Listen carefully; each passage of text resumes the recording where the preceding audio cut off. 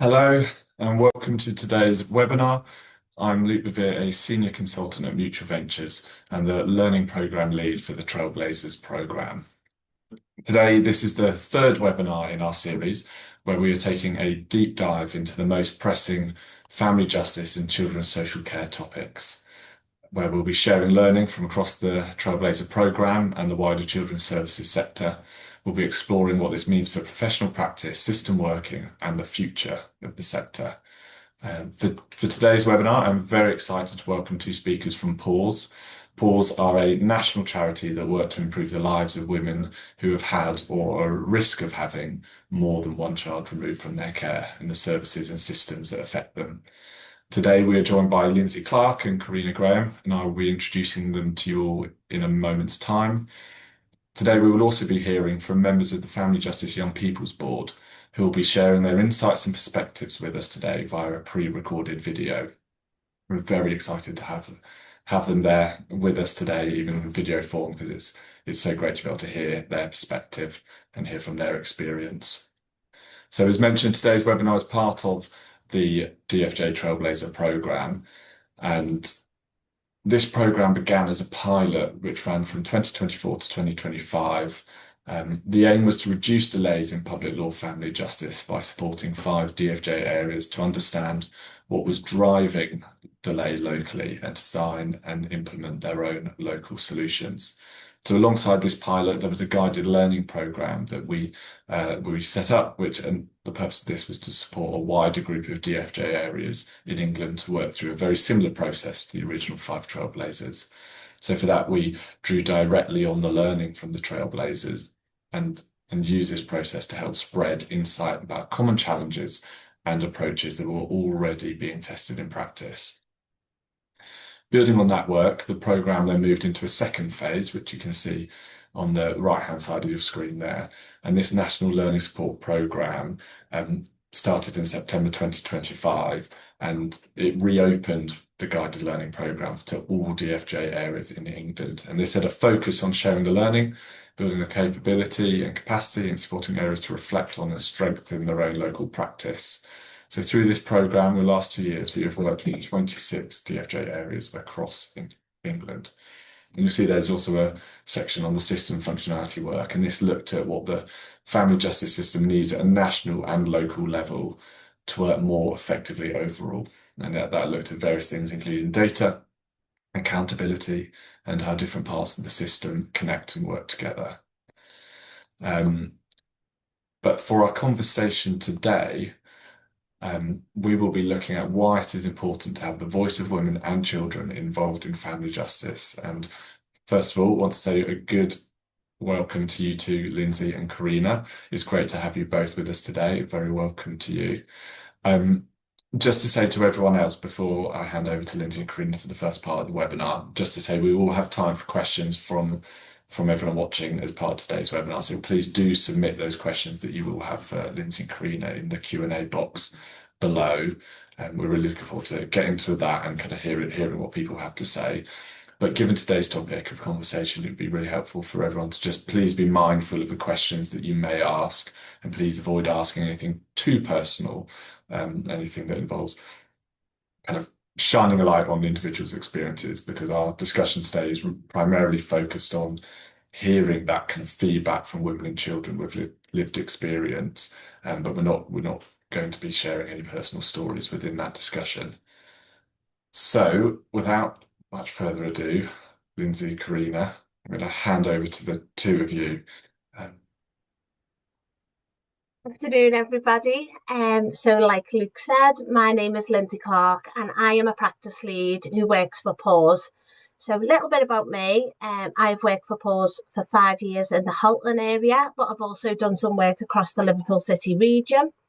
And prior to PAWS, I worked for a local authority. I worked for Halton for 13 years, quite a while, in a locality team. So I've got experience not only of working with women, but working with children and families. And I've got a systemic background where I'm a systemic practitioner. That's a little bit about me. Karina, do you want to introduce yourself? Great, thanks, Lindsay, and good afternoon. So my name's Karina Graham. I lead on women's involvement at Pause, and I've been leading the involvement here for around 4 years. About 6 years ago, I was a woman myself on the Pause program, so I have lived the experience of care proceeding and court proceeding as well. So yeah, it's a real honor to be able to speak here and just share not only my experiences but many other women's experiences as well. Well, so Luke said before that Pause is a charity who work with women who no longer have their children in their care. But one of the things that those women have in common is that they've all experienced court, whether that's currently or historically, and it's something that we do day in, day out in practice. So we thought that it's really important that we share some of the opinions of the women that we work with and things that they experience day to day. We thought that that might be useful. Court is a really difficult topic to talk about. Women struggle through the process, is what they tell us, and there's multiple reasons why that is. So I'll go through a few of them today, and then if you want to ask questions about it. First of all, I think women tell us that the language is particularly difficult. It's all focused around professionals. It's not family friendly. Women tell us that sometimes that the right reasonable adjustments aren't made, or the language can be really archaic and really court sounding like, and it's not like humane, they say. It's not in the terms that they can understand. So sitting in a courtroom where decisions are being made about your children and about your life when they don't understand can be particularly difficult. They also say that the environment can lack compassion, and with the right tweaks and the way people are and showing care and compassion can really make a difference. They say that sometimes professionals struggle to understand their feelings and the way the feelings are shown. Some women struggle to explain their feelings, so might show it in more behaviour, and that can be difficult, and they can feel judged for showing them feelings in a behaviour form. Sometimes they say that the environment lacks professional curiosity. Sometimes the decisions are made without understanding it from their point of view, how they feel, what it looks like for them, putting themselves in their shoes. The women that I've worked with in Pause have a lot of lived experiences, and sometimes their experiences are really interlinked and overlapped and layered.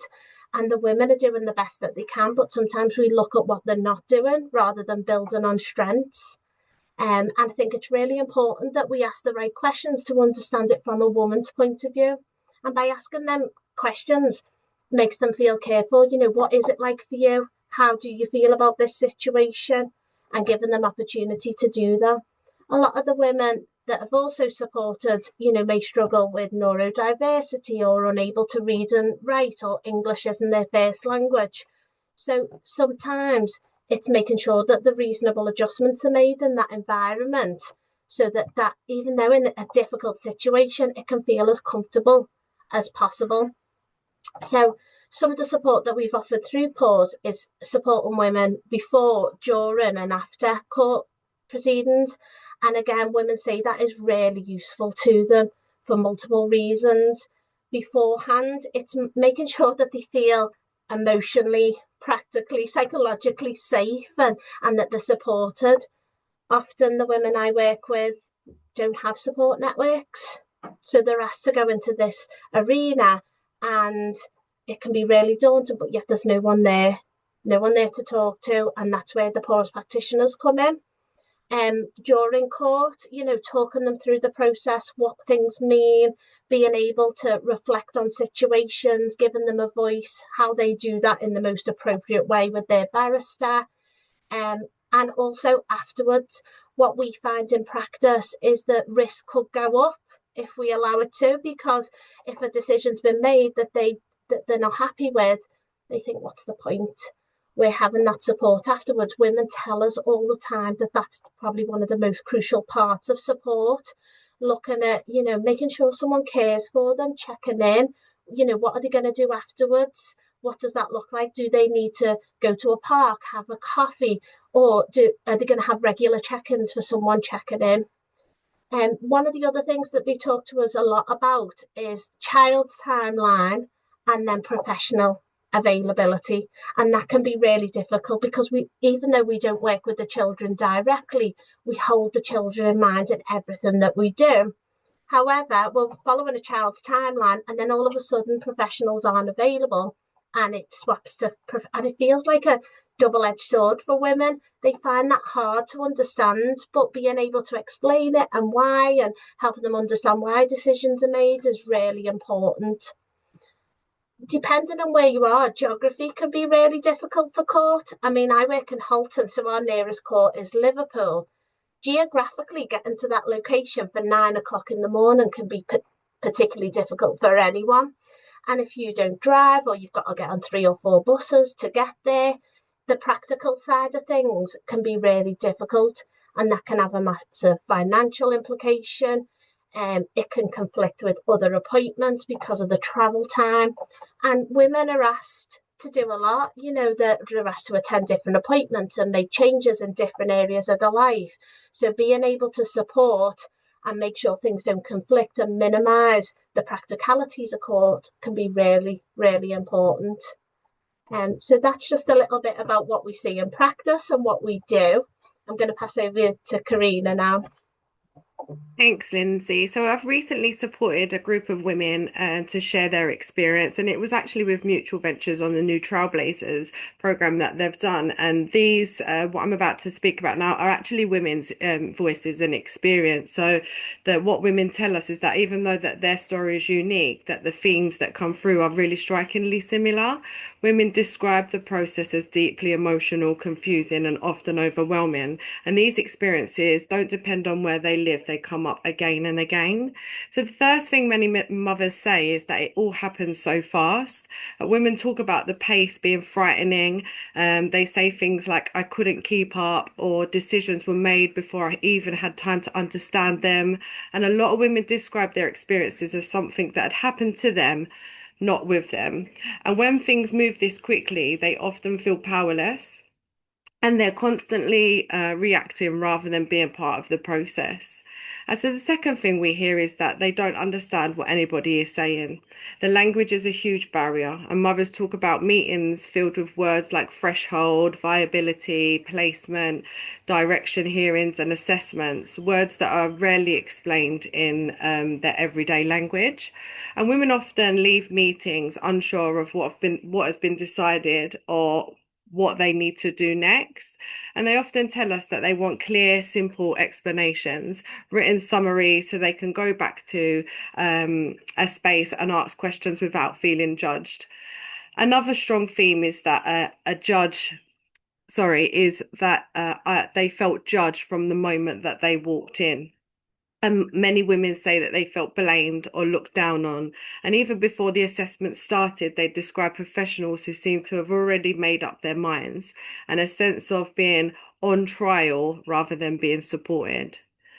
The small things do make a real big difference. So the tone of voice, body language, whether someone is rushing, these things can make women feel like she is failing before the process has even begun.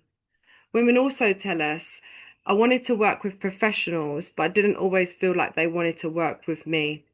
Mothers want to be partners, but want professionals to listen, who explain things, who involve them, and who see their strengths, not just their risks. And when women feel dismissed or shut out, trust collapses quickly. And once trust is gone, it's very hard to rebuild that. A particular painful theme is every time the worker changed, I had to start again. For many women, this is one of the hardest parts. Each new worker means retelling painful parts of their history, rebuilding trust from scratch, and often receiving different messages or expectations. It also creates confusion about who they should contact and when they need help.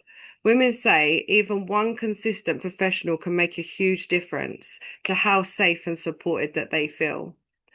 Another thing women say is, I don't feel like a mum anymore. I felt like a case number. Many mothers describe losing their identity during proceedings. They say things like, "No one asked how I was coping," or "It felt like I stopped being a person. People only looked at my problems and not the love for my child." And women want to be seen as whole people with strengths, histories, relationships, and hopes, not just a list of concerns. So something that comes up again and again is, "I just want to be honest, even when the truth was hard." And women tell us that honest communication is far better than the vague reassurance or last minute surprises. They value professionals who take the time to explain what is happening, why is it happening, what they can control and what they can't control. Honesty helps women feel respected even when the decisions are difficult. And finally, mothers tell us small kindness makes a big difference.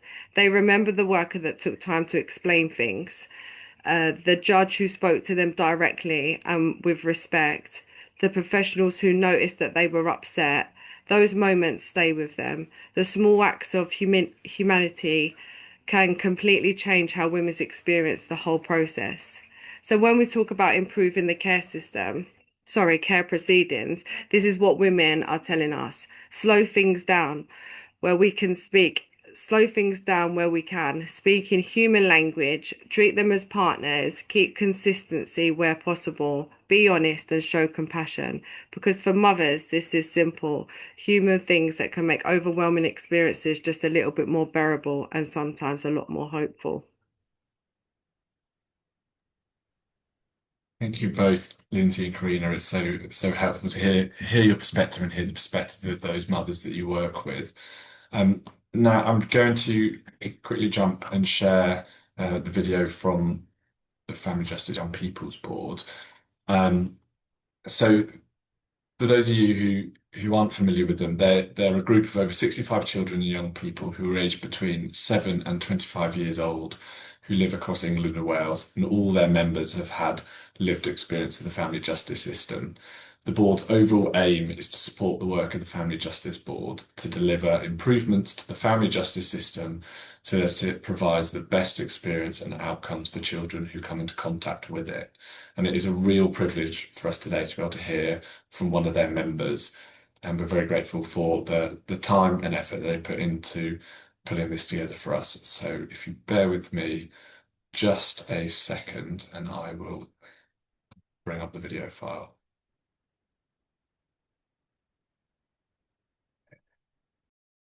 Hello, my name is Shreya, and I have been a member of the FJYPB for a year, and I have public law experience.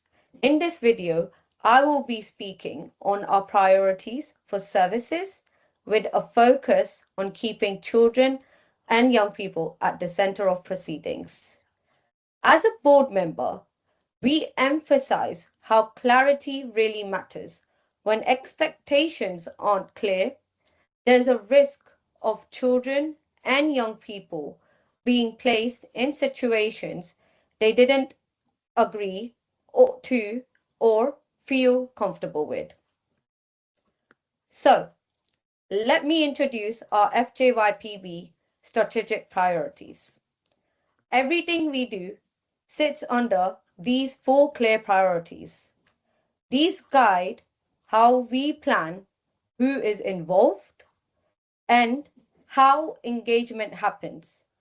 So, priority number 1, improving children and young people's participation in proceedings, helping professionals understand how domestic abuse affects children and making sure all types of abuse and harmful parenting are thought about. Priority number 3, making sure children know their rights and keeping a focus on them growing up safe and happy. Priority number 4, keeping the focus on reducing delays across family courts because children need certainty and safe final decisions.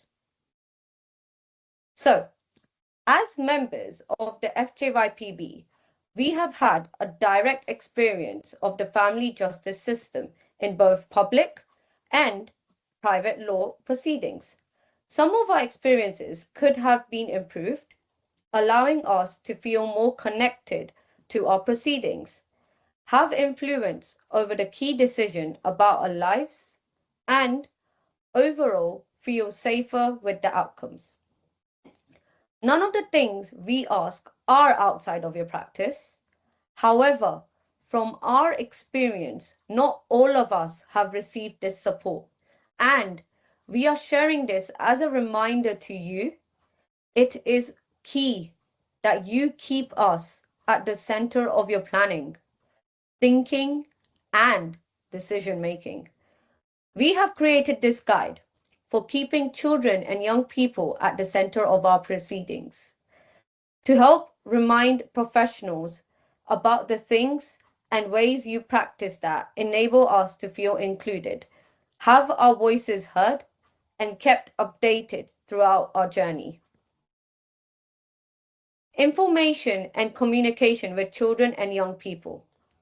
As a local authority, it's important to ask, how are you keeping children and young people updated throughout the process? When recommendations are being made to court or to another service, how are children and young people being informed about what's happening, what's being said, and why? And crucially, how are you going to back to them afterwards to ask, what do you think? Did this make sense to you? Did you feel listened to? This isn't just about hearing a child's voice once.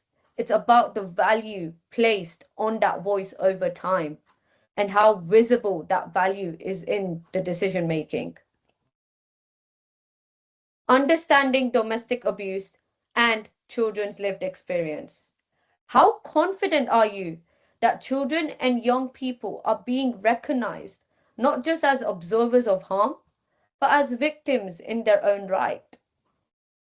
And how confident are you as practitioners in recognizing trauma, responding appropriately, and ensuring children and young people's experience are not minimized or overlooked?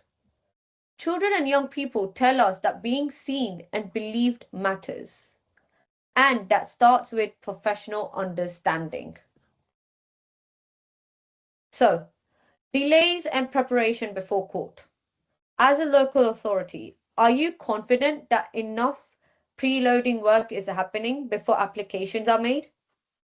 This includes timely and thorough assessments, particularly of extended family members, so that options are properly explored rather than rushed later in the process. Delays don't just affect timescales, they affect children and young people's sense of stability, certainty, and trust in the system. So, children's rights. Do not assume that children and young people know what their rights are. There is a clear responsibility on professionals to explain this to them. Children and young people need to understand what they are entitled to, what choices they have, and how decisions are being made about their lives. Rights only have meaning if they are communicated in a way children and young people can understand and use. Across all 4 priorities, the message from children and young people is consistent. They want to be informed, taken seriously, and treated as active participants in their own lives. These priorities give us a framework for asking better questions, reflecting on practice, and making sure children's voices are not just heard, but genuinely valued. So thank you for listening, and we would like to ask you that you all download guide for keeping children and young people at the center of the proceedings. It is a free and available from our page on the CAFCAS website, or you can contact us directly on the detail on the screen. Please share it across your teams and reflect on the things that you can change in your practice to keep us central to our proceedings.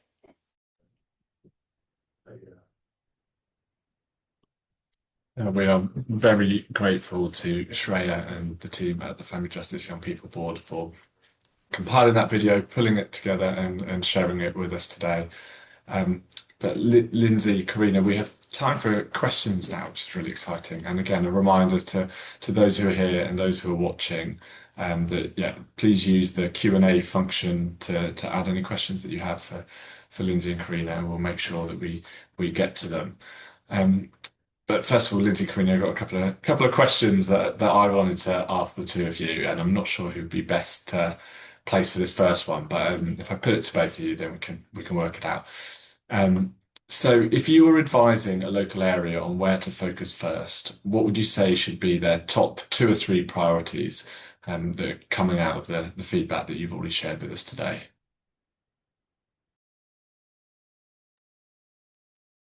Not sure. Do you want to answer this or do you want me to? I do have a couple. So I think it would be around language is a huge top priority, and it's something that can be done quite quickly. I think professionals who take time at start of meetings to really just explain what's going on. So improving that in plain language, clear expectations. I do have 3, priorities, because there is just so much that could be done pretty quickly as well and quite effectively. It would be to increase the consistency in the workers for families, and I think embedding lived experience in continuous learning that could happen over a length period of time as well. And just to make it a more human approach and a human-centered practice. So they were probably what stood out for me with what women are asking for. Yeah, I was going to say similar. One of the things that I would like to see is more collaborative work. And again, it's something that is small amendments to how people work, but working with birth mothers and making sure that their views are heard and making sure they're included in the plans or in the decision making. And sometimes by showing that care and compassion and including people, it doesn't have to alter the decision that's being made, but it helps with the process when it's difficult. Whether the children return to mother's care or not, sometimes the women that I've worked with in practice, they hold on to the process and the unjust of it. So making them small changes and working collaboratively can be really important and make massive amounts of difference, both to the mothers and the children who are involved. That's really helpful. Thank you both. And it's a bit of a follow-up to that then. So I guess, are there examples of where care proceedings have felt more accessible and human-centered? And again, you don't need to go into kind of maybe details from individual cases, but it'd be helpful to hear a little bit more about the sort of more positive examples and what was different about these and how they were handled and how they were experienced by women.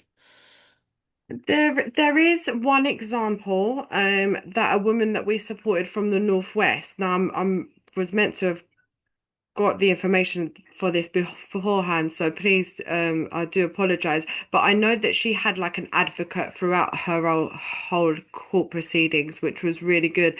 That was able to exactly what we're asking for here, was able to just support her through that. It was a bit like a Mackenzie friend, but it was consistent. So she had them from the beginning to the end, and she was able to explain to her exactly the process and what to expect. Was able to give her plain English, but and translate the jargony words that they use in courts. But that is very limited at the minute. It's not unified. It's not, from what some women experience up in the Northeast can vary from what they experience down in South. But it was really positive to hear that a woman did feel supported, especially going through domestic abuse as well, and which there was obviously her perpetrator was in the same building, so it was really distressing for her, but that gave her a lot of comfort. Thank you, Karina, and that's really helpful having that kind of good specific example that you give. And I don't know, Lindsay, whether there's kind of anything else you'd like to add on that. We have had a recent positive example in practice of court, and it wasn't actually a judge, it was 3 magistrates. And I think the reason why this was a good example, because they asked a lot of questions to the mother and understood it from their point of view. And when there is a magistrate, there has to be 3 of them, so they had to communicate between all 3 as well, which was useful. And I think what they understood the mum's needs and the complexity of what she was experiencing in real time, and made the adjustments that she needed. So this woman was neurodiverse. They give her regular breaks. They really understood it from her point of view, which was really nice. The decision was the same. It was a full care order. So again, not what the woman hoped it would be. However, the woman actually commented on how positive that it was, because she felt like her voice had been heard, and she wasn't, a lot of the women say they're done to rather than with. So it was nice that her views were listened to within that arena.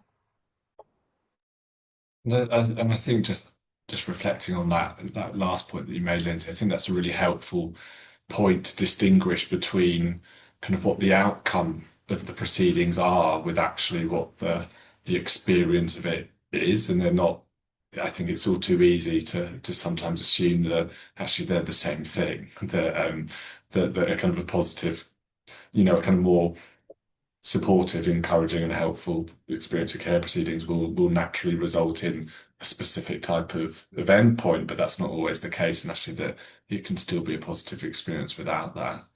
I think that's really helpful.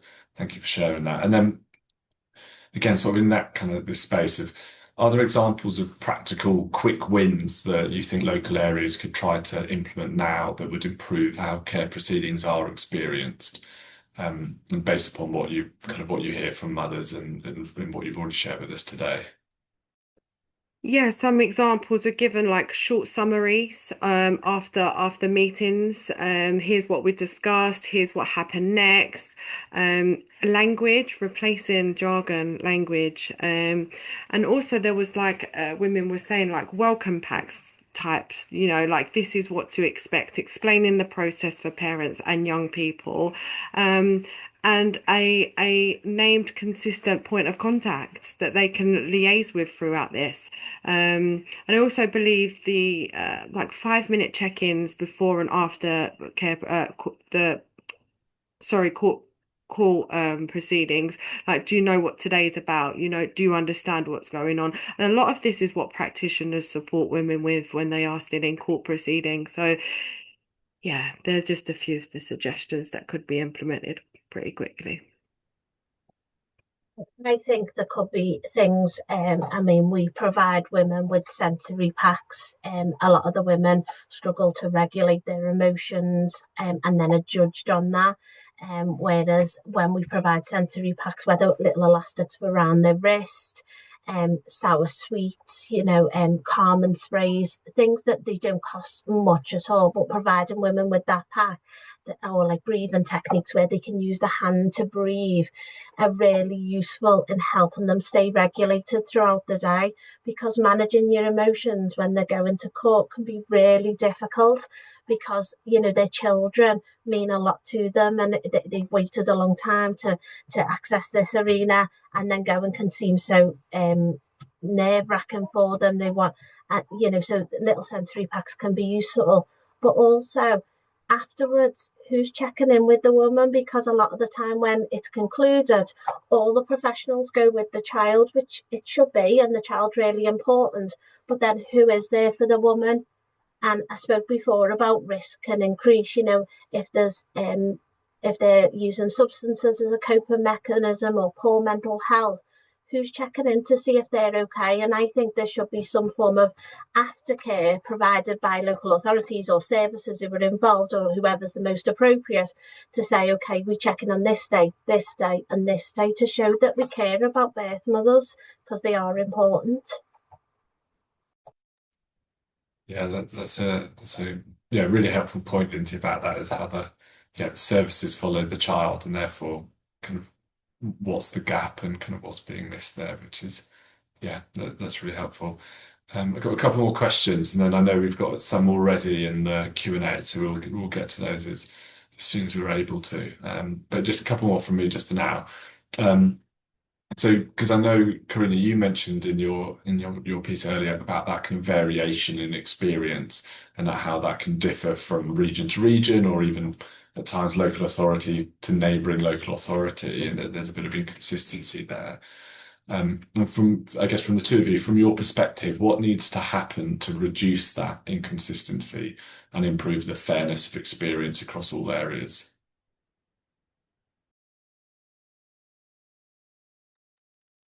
Well, you know that the DFE have just set some guidance, working together guidance, and there I know there's not a textbook for everything, and or it's that linear that we're able to do that, but sharing some shared standards of communication, local trauma-aware practice, and and just making sure that that language is clear enough. I think it needs to be a national change, that we're all unified and we're all working from the same, local authorities are all working from the same set of standards. Unfortunately, we know that it's not as simple as that, and it varies from different local authorities to different regions and areas. But I just think as well, like looking at regular feedback from those local areas as well, like Cafcass have got their board of young people, and there's other organisations like Family Rights Group that have family advice boards that, where are we speaking to these women and these parents to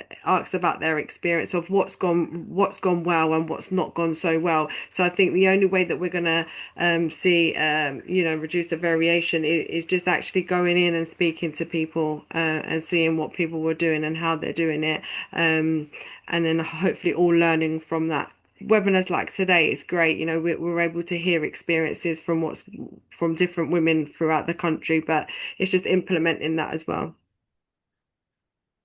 I was going to say, because I've worked across the Liverpool City region, so a lot of the women that we've supported within our area access the one court, yet they might be part of different local authorities. So, and they have like a judiciary board. So, listening to the women's experience, it'd be good to have a point of call where we feed feedback back to, and it's looked at it from an area rather than an individual, and then areas talk to areas so that it starts to zoom out and you get it unified across the country rather than just looking at it in isolation in one particular local authority. Also, we're quick to talk about when things aren't going well. I think that what we need to use is build on strengths. We've given 2 examples today of where there's been best practice. Where do we take that? How do we use that as learning, and where do we share that, and who do we share it with? And if there was a national pathway to be able to share the best practice and build on strengths, people learn from that, because we're quick to say when people aren't doing things in the right way, but I think when we are, that should also be highlighted. Yeah, I think that's a really good point, because there are and will be pockets of practice that are working really well and really making a difference, and it is always good to shout about it when it does happen. You're right, it's all too infrequent in that. I'm going to go to a couple of the questions that we've had in the Q&A from attendees today. There's kind of one here, and I kind of won't read it all, but it's someone who's saying that what's been shared today has really resonated with them and what they have observed as a social worker supporting women and children through court. And they say that some attitudes still feel quite archaic, and the language used can sometimes be oppressive or excluding. It's almost a form of power that makes it harder for women's voices to be truly heard. They go on to say that becoming a family magistrate was their way of trying to shift that from within, so that women's and children's voices are genuinely valued in decision making. And I can read this last bit. So spaces like this are so important because empathy can get lost in court environments, especially where trauma-informed understanding isn't embedded.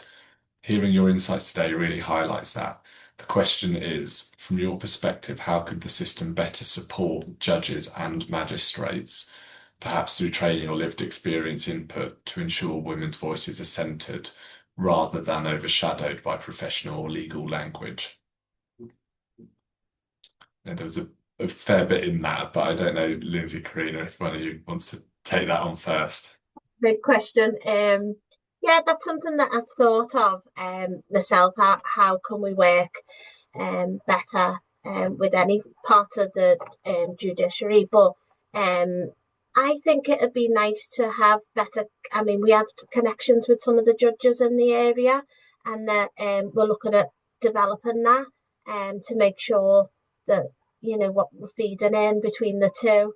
Sorry, can you repeat the question again? Because I've lost my train of thought because I was just trying to process it all. Yeah, of course. So the question is, how could the system better support judges and magistrates to ensure women's voices are centred rather than overshadowed by professional or legal language?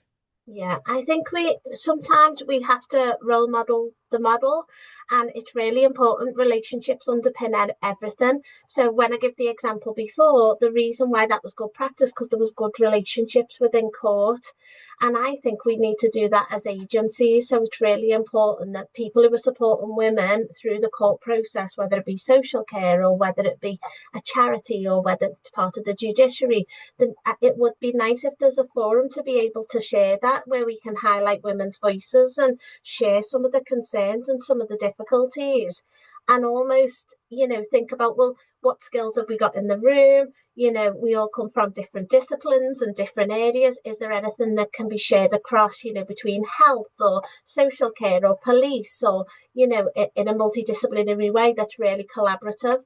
And I think that will be useful to support all practitioners involved, not just judges and magistrates. I think also being able to reduce power imbalance, and I don't know if you agree, Karina, but in the courts there's massive power imbalance before even anyone opens their mouth. So looking at how that could be reduced to make sure that women feel adequate enough where they can share the views, because sometimes they have a view, but they may not have the language. So how do we scaffold it so there's a forum or an area or a person that they can talk to? And then by understanding the women, I think that would help judges and magistrates as well, because sometimes I think they only see it from one perspective rather than, a whole. I'd just like to add something in that as well. Like I have experience as well, and there's not many women that PAWS have worked that have supported that I support that have the experience of private family court as well as public. Now the difference in dynamic when you're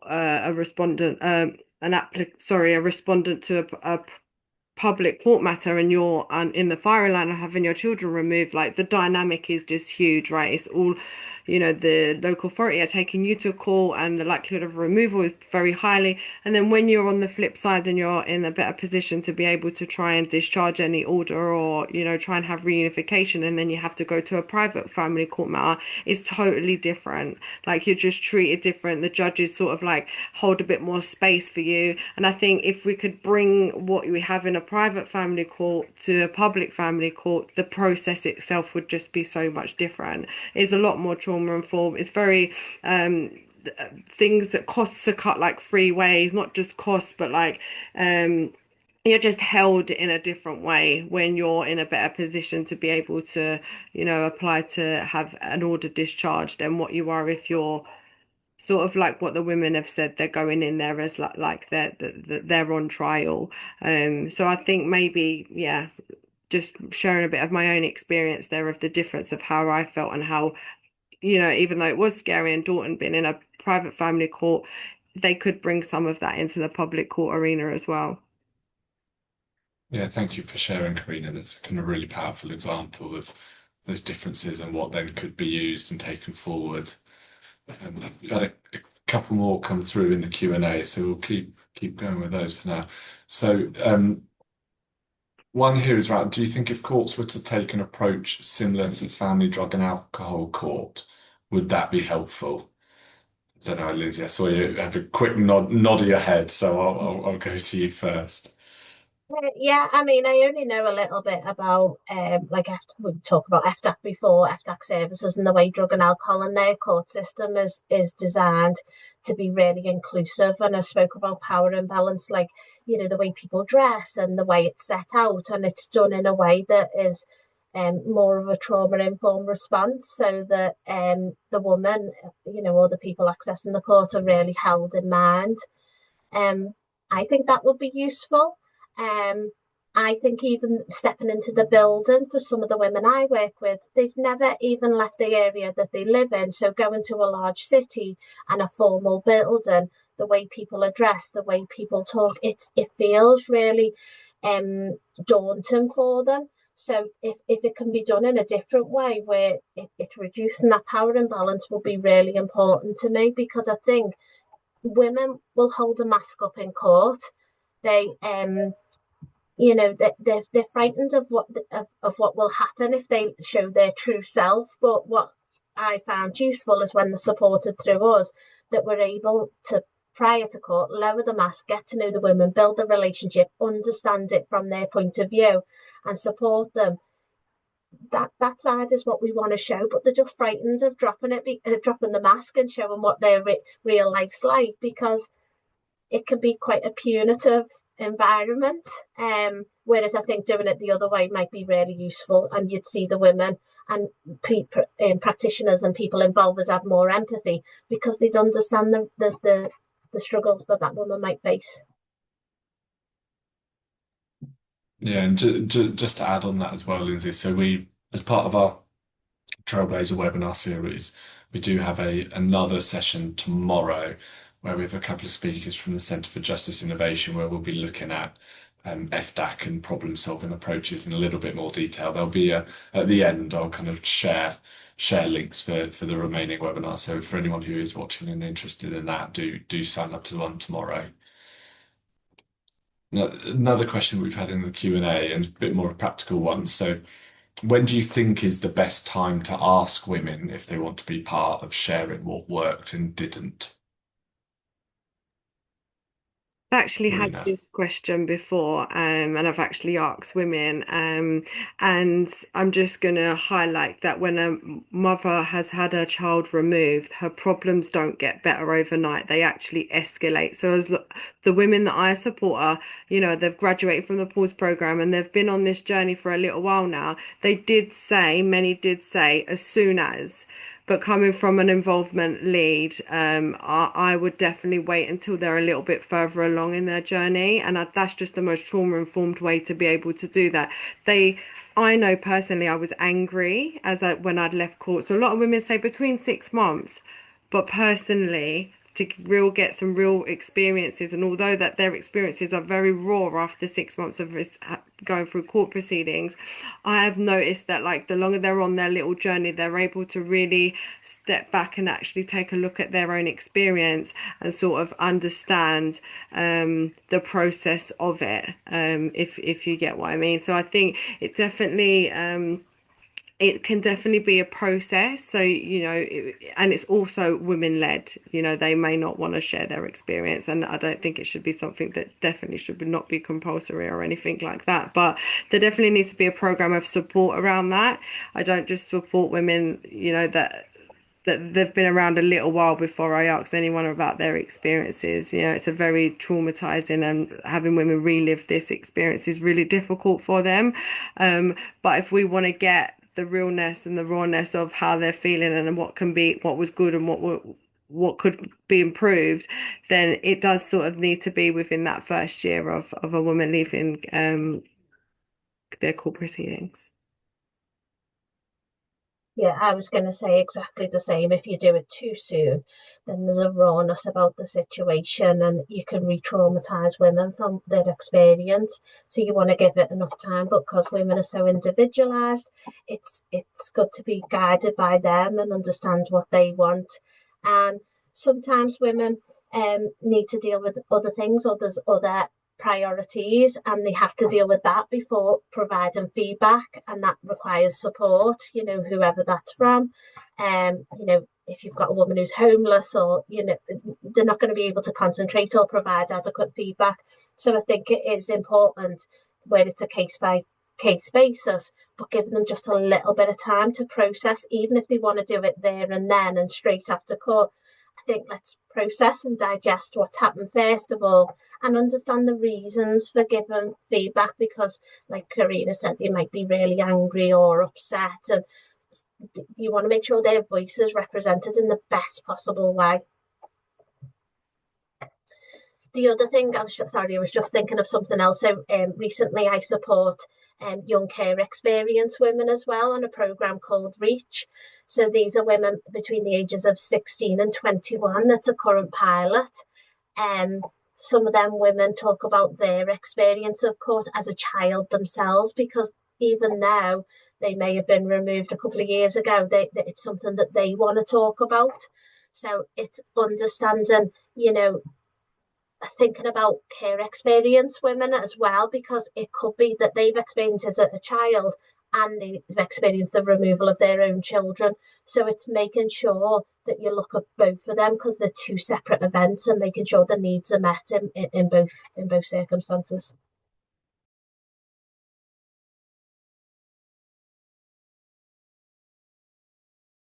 You're on mute, Luke. Thank you, Karina. That's very helpful. So I think we've probably got time for a couple more questions.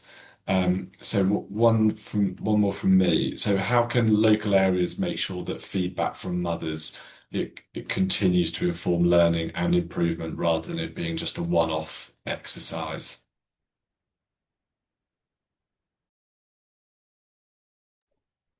I think with this, that we need to look out, things are embedded.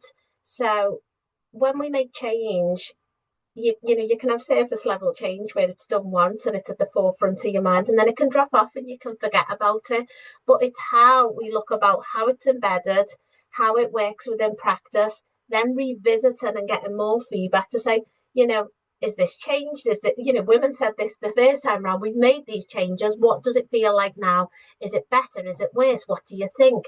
So I think that continuous improvement is really important to get the changes deep rooted rather than just service level. And I think that's constantly asking people, what was your experience like? Is there anything we should be? These are the changes. Have we done it right? Do you think that's a true reflection of, have we made the right changes for yourself?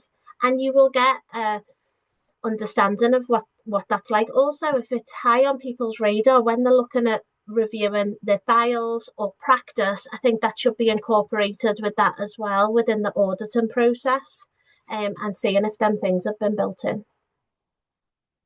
Don't know if you've got any more to add, Karina. Yeah, the evidence of like that you are listening, you said and we did, you know what I mean? I think it's really important just to show that you are listening, and I think that's what builds trust, and that's why women want to come back and want to speak. They want to see, they understand that change is really slow in this area. But if there's a way of showing that, whether it's like, providing leaflets or something. I know there's so many times, minutes that spent in courts where you're just staring at walls. Like if there's spaces in courts where there's something for women to take away and being able to reflect back on feedback later on, or just having an understanding that people are listening. Why am I sharing my experience? Where's this going? Is this going to change? Many women say that they share their experiences. It's not going to change their experience, but it's going to change experiences for other women that are going through this, and this is why they do it. So just a bit of evidence to say that you are listening and this is what's going to change. Thank you. So final question from me before we close. So if professionals listening today took just one thing back to their organizations to reflect on or act on differently, what would you most want that to be? The way we communicate is just as important as the decisions that we make. Calm, clear, human approach can change how families experience an entire system. So just to think about that. I would say, think about the relationships that you hold with people. And if you don't know how to describe the relationship, ask the person questions and be curious to find out more. And if you can ask, well, what do you want our relationship to look like? Because women will tell you exactly what they want in those situations and how they want to be treated. And it is a good baseline for you to build whatever you're doing around and make sure that women are listened to and women's voices are heard. That's really helpful. Thank you both. Really clear as well, something really quite tangible that people can take away.